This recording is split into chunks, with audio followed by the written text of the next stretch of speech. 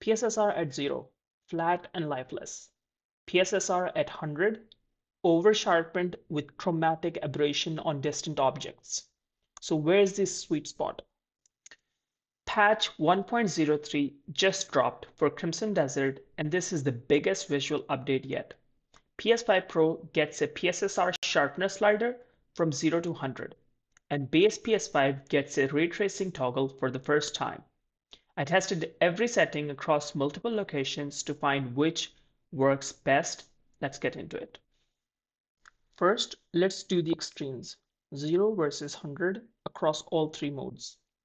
As you can see on the left side with 0 PSSR, Kliff's face looks good except for 0 PSSR on performance mode, and on the right side on every mode it looks too sharpened. One thing to watch at higher PSSR values. Crimson Desert has built-in chromatic aberration that you cannot disable on console. At PSSR 100, the sharpening amplifies that color fringing on distant objects, especially in foliage-heavy scenes. Another reason to find a middle value that sharpens detail without making the chromatic aberration worse. Now look at the distant detail. At 0 PSSR, you can see how each mode resolves those rooftops and trees differently. At 100 PSSR, the sharpening is adding hard edges but not new information. And in some modes, you're actually losing detail to oversharpening. For example, that distant waterfall. Indoors lighting is a different story. The sharpening works well here without the over-sharpening you see on the foliage. But the bigger change is the lighting itself.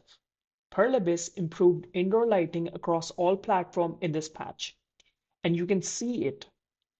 Bounce light is more natural and shadows have more depth compared to the patch 1.02 that I showed in my previous videos. Now for ghosting. At PSSR 0, ghosting is barely noticeable in performance and balanced, but quality mode shows it clearly. That's because quality mode runs at 30 FPS with no upscaling.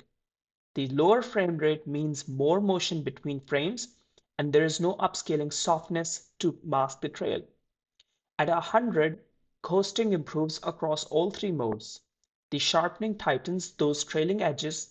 At night, ghosting gets worse on both consoles regardless of settings. Inside Hernand Castle, the enhanced RT toggle is subtle. The difference between ray tracing on and off in the same mode is hard to pinpoint. What you can clearly see is the difference between modes. Performance has flattened lighting, while quality and balanced has noticeably more depth and shadow detail. So indoors on base PS5, your choice of mode impact the lighting far more than RT toggle itself.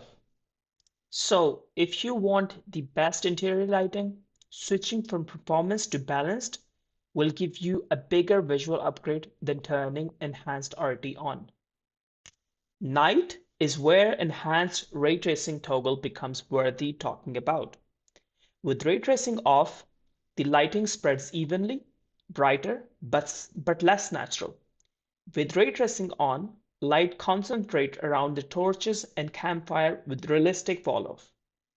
You can see the warm glow nearby each fence and surfaces but fade naturally with distance. The moonlight also interacts differently. With ray tracing on, it casts more defined shadows and gives the scene a cooler ambient tone that contrasts with the warm firelight. This is where toggle earns its place on base PS5. Just keep in mind, ghosting does get worse at night on both consoles, regardless of RT settings. One thing I noticed though, the enhanced ray tracing difference indoors is subtle, but how much you see depends on your display. On a panel with higher contrast, like a VA or an OLED panel, the shadow depth and light pooling from ray tracing becomes clearly visible. On a lower contrast panel like IPS or TN, those darker tones gets compressed together and the ray tracing on and off comparison looks almost identical. If you're playing on a decent TV or an OLED, you'll likely appreciate the toggle more than someone on a standard gaming monitor. So if you're turning ray tracing on and not seeing much change indoors, it might not be your eyes, it could be your panel. Now in rain, the visual difference with enhanced RT is hard to spot. There's not enough direct sunlight for ray tracing to work with, but the performance cost tells the real story. In performance mode, turning RT on drops you from around 60 to about 45 FPS, and that's a significant hit. In balanced and quality mode, the cost is minimal because those modes are already running below their frame rate targets. So my recommendation for base PS5, turn Enhanced RT on if you play in balance and quality mode. The visual upgrade in interiors and night scenes is worth it with almost no performance penalty. But in performance mode, you're trading 15 FPS for difference that's only visible indoors and at night. And that's a harder sell. So here's my recommendation. For PS5 Pro, set PSSR sharpness somewhere between 35 and 40. Below that, you're leaving clarity on table. The image stays too soft, especially in performance and balance modes. Above that, the oversharpening kicks in and start amplifying the game's built-in chromatic aberration, particularly on distant foliage and objects. You end up with harder edges, but no actual new detail added. 35 to 40 gives you the cleanest balance across all modes and locations.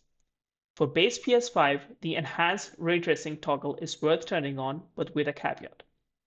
At night, the difference is clear, and it makes scenes with torches and campfires looks noticeably more realistic. For indoors, the difference between ray tracing and ray tracing on and off is hardly noticeable.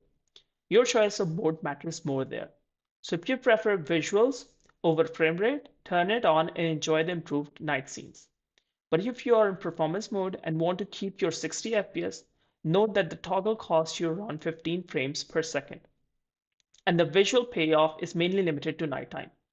In balance and quality, the performance cost is minimal, so there's less reason not to enable it. Overall, Pearl Abyss is clearly listening to feedback and actively improving the experience on both consoles. A PSSR sharpness slider and a ray tracing toggle in the same patch is exactly what players were asking for. Next up, Pragmata launches on April 17, and I will make a comparison for that, so subscribe so you don't miss it. Thank you for watching.